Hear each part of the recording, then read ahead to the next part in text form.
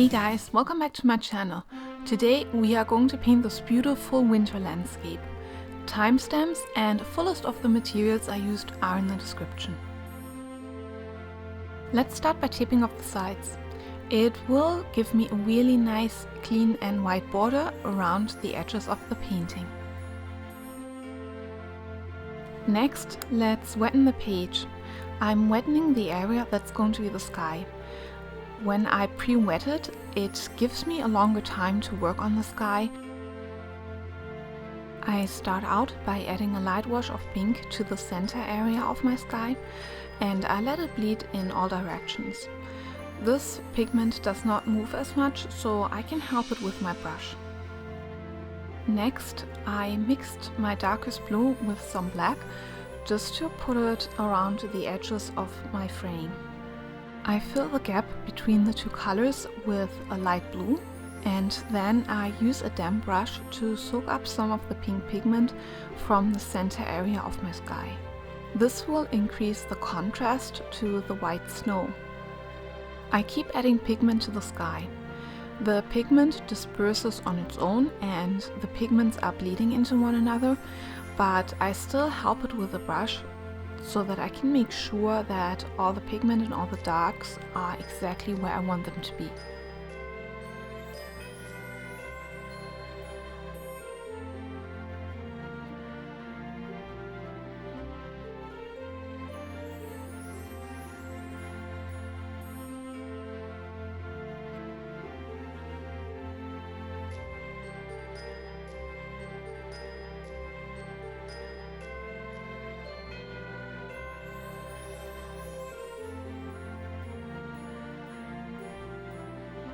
Once my painting is completely dry, I can continue with the snow.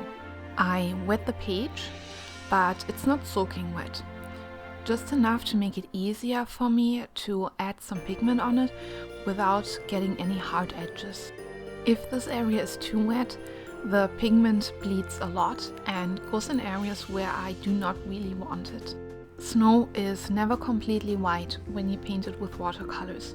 Snow can have dirt in it. The grass from underneath can be shining through it. It can have reflections of the trees that are standing on it, or snow can just have shadows. The hill that's in the front is casting a light shadow on the hill that's in the back. I'm using a really light wash of a grayish blue to show that. When I started to paint in some of the snow or some of the reflections in the snow, I started with the lightest colors first. So I used some really light blue first and worked my way up to the darker colors.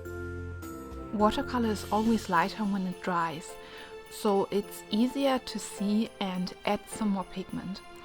Removing pigment can be really hard with watercolors, and a lot of times it's impossible. The snowy area on my painting was not completely wet, so it dried pretty fast. I mixed some acrylic paint with a little bit of water and used a toothbrush to create some splatters on the page. You can also use an old brush with hard bristles for that.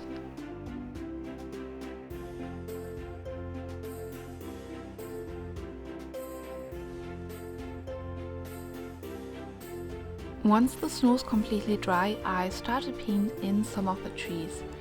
They are small and they are in the background.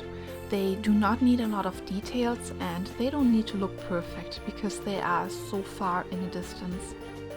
I'm not using straight up black paint for the trees.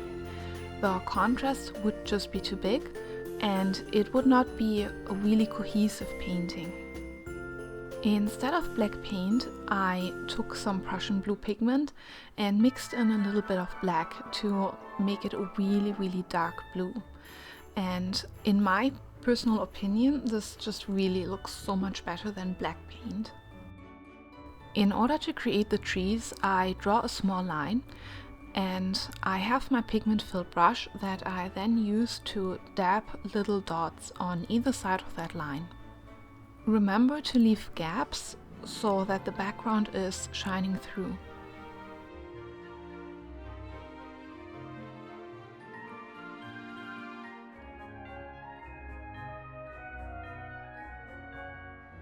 Now all that is left is to remove the tape and enjoy the painting you just created. I hope you liked my video. If you did, please like, subscribe and leave me a comment. Let me know what you thought of it.